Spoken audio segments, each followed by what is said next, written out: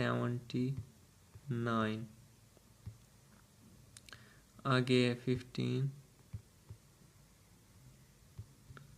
45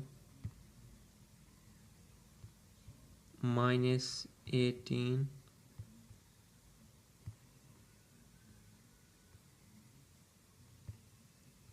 is equal to -9।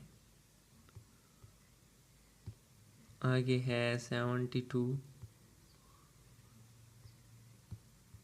Minus 15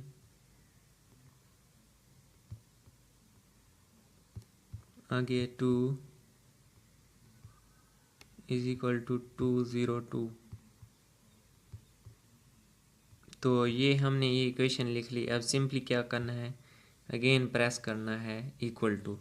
तो यहाँ से हमारे पास x की वैल्यू आ गई, अगेन प्रेस करना है